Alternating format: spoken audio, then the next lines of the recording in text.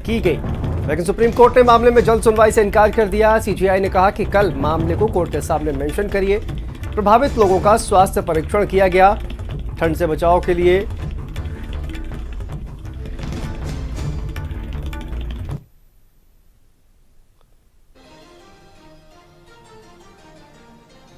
तो देखिए, supreme court ने तत्काल सुनवाई की मांग की है।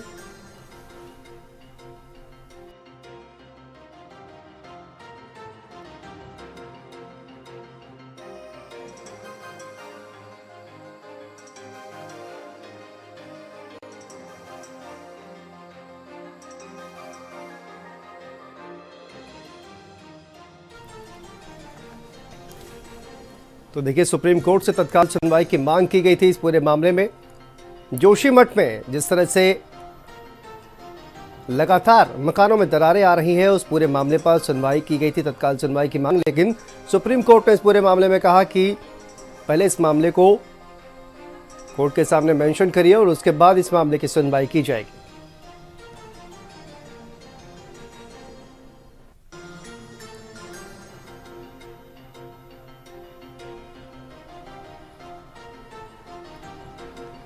तो फिलहाल सुप्रीम कोर्ट ने इस पूरे मामले में जल्द सुनवाई से इनकार किया है।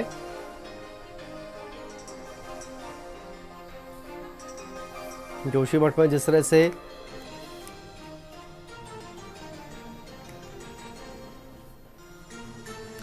संकट, देखिए इमारतों को जिस तरह से दरार आई है, इस पूरे मामले पर सुप्रीम कोर्ट में तत्काल सुनवाई की मांग की गई थी।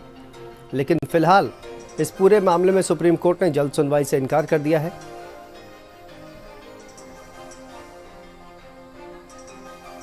राहत, देखिए अलग अलग तस्वीरें जमीन धंसने की, जहां से जोशीमठ से ये तस्वीरें सामने आ रही हैं। किस तरह से अलग अलग जगहों पर जो ज़मीनें हैं वो धंस गई हैं, लोगों के मकानों में किस तरह से दरारें पड़ गई हैं जोशीमठ में। और सर्वे लगातार किया जा रहा है, सरकार भी पूरी तरह से एक्टिव है। खुद प्रधानमंत्री नरेंद्र मोदी भी इस पूरे मामले की निगरानी कर रहे हैं। उन्होंने सीएम पुष्कर सिंह धामी से बात भी की है।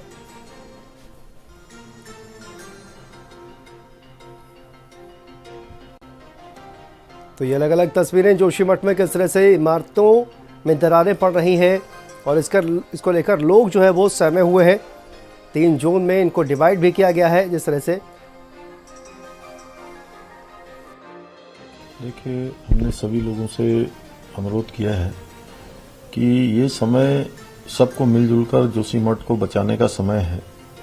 सब लोग एक टीम के रूप में काम करें, सभी लोग मिलकर, सरकार है, सामाजिक संगठन है, राजनीतिक संगठन है, हमारी सबकी पहली प्राथमिकता है कि जोशीमठ शहर बचना चाहिए और लोगों की जान माल की सुरक्षा होनी चाहिए। जहां सभी लोगों से मैंने मिलकर भी वैसे भी अनुरोध किया है और लोग लगे भी हैं, सब लोग अब इस काम पर लग गए हैं। और जो खतरे की जद में आने वाले 68 मकान थे उन सभी को शिफ्ट किया गया है और जो एक जोन बना है 600 मकानों से अधिक का, उनको भी वहां से सुरक्षित स्थानों पर ले जाने की कार्रवाई गतिमान है। और माननीय प्रधानमंत्री जी भी लगातार इसकी समीक्षा कर रहे हैं, लगातार व्यक्तिगत रूप से वो जानकारी ले रहे हैं और उन्होंने हर संभव यहाँ पर मदद का, हमको सहायता का आश्वासन दिया कि हर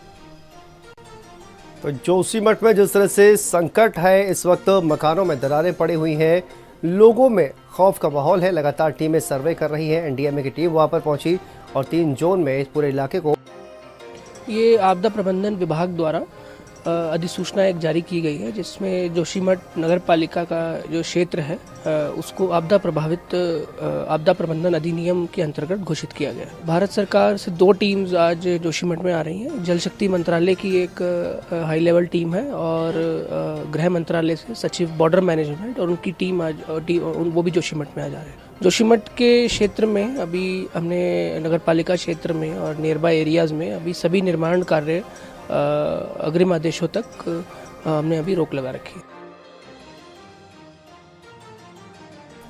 तो देखिए लगातार राहत और बचाव कार्य भी चलाए जा रहे हैं। हमारे साथ सहयोगी जुड़ गए हैं, पंकज पवार उत्तराखंड ब्यूरो चीफ हमारे साथ जुड़ गए हैं देहरादून से, और हमारे साथ दिल्ली से स्वाति पाठक संवाददाता जुड़ गई हैं।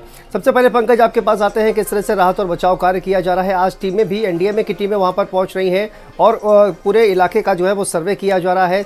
कहा यह जा रहा है कि 3 जोन में ये जो पूरा इलाका है इसको 3 जोन में बांटा गया है।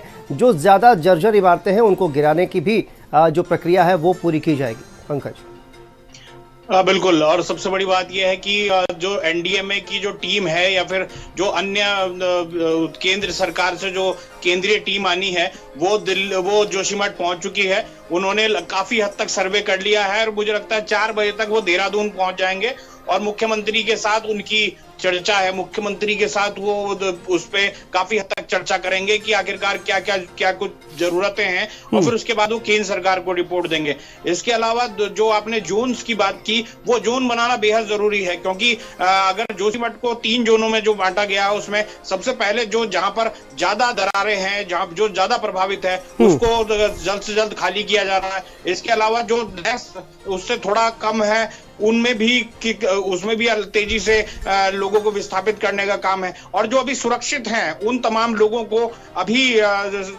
उन जगहों पर विस्थापित करने की कोशिश अभी तो थोड़े दिनों बाद की जाएगी, लेकिन कुल मिलाकर सब पर नजर बनाई जा रही है। लेकिन कुल मिलाकर अगर देखा जाए तो जिला प्रशासन या फिर केंद्र सरकार या फिर राज्य सरकार सब एक तरीके से कोऑर्डिनेटेड एफर्ट करती हुई नजर आ रही है ताकि जोशीमठ को बचाया जा सके, जोशीमठ के लोगों को बचाया जा सके।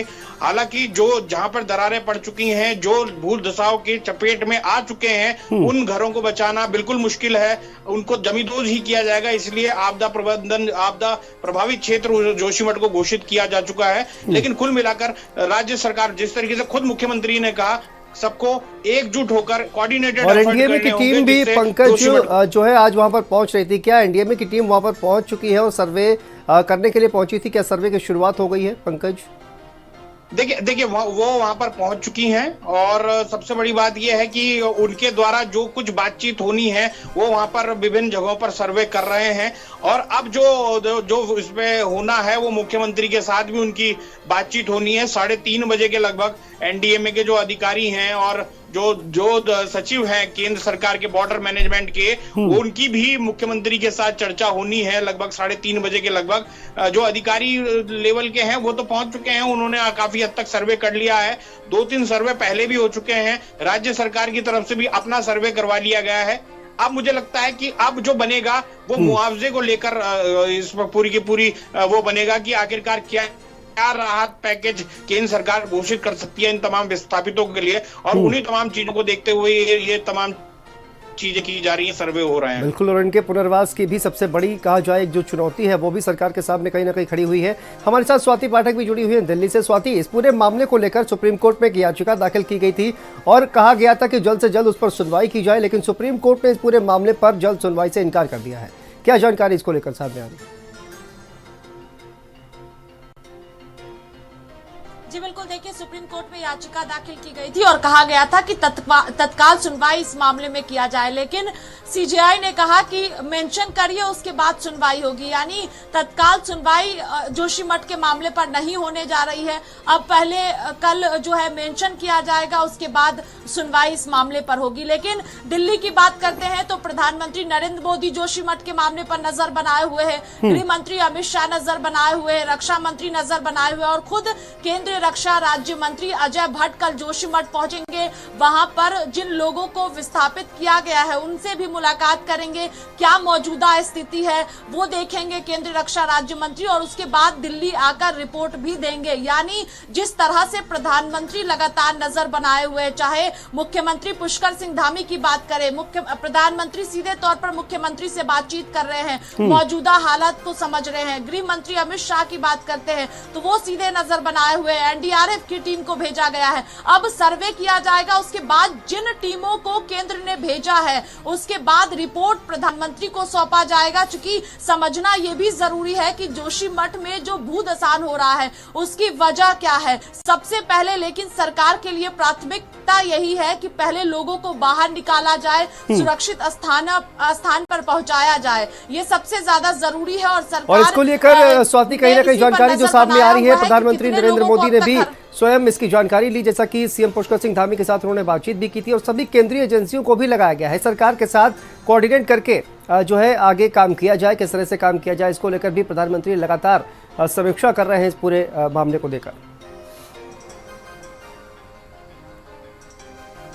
जी बिल्कुल, देखिए कल प्रधान सचिव ने बैठक भी की थी और वहां पर उत्तराखंड के जो तमाम जोशीमठ के अधिकारी थे वो मौजूद थे और वहां की रिपोर्ट जो है वो बताई गई है कि मौजूदा स्थिति क्या है और चिंता भी जाहिर की गई है। इसी वजह से लगातार प्रधानमंत्री नजर बनाए हुए इस मामले पर कि वहां की मौजूदा स्थिति क्या है, किस वजह से ऐसी आपदा आई है, ये भी समझने की कोशिश की जा रही है और इसी वजह से एक्सपर्ट की टीमों को भी जोशीमठ पर भेजा जा रहा है। अब जब सर्वे पूरा हो जाएगा उसके बाद रिपोर्ट प्रधानमंत्री को सौंपा जाएगा। लगातार बैठकें भी हो रही हैं, तो दिल्ली से जो नजर है वो प्रधानमंत्री हो, गृह मंत्री हो, रक्षा मंत्री हो, सब जोशीमठ पर बनाए हुए हैं।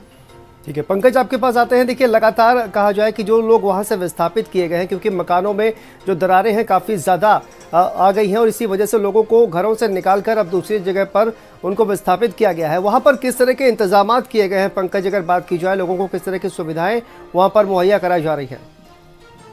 देखिए अभी तक जो सुविधाओं की बात है उनको जो नियर बाय जो सुरक्षित जगहों पर होटल्स हैं या फिर जो गेस्ट हाउस है या फिर होम स्टे है तो वहां पर क्योंकि उनको जिला प्रशासन ने अधिग्रहित कर लिया है और जिला प्रशासन ने अधिग्रहित कर लिया है तो उन तमाम लोगों को वहां पर शिफ्ट किया जा रहा है, उनको वहां रखा जा रहा है।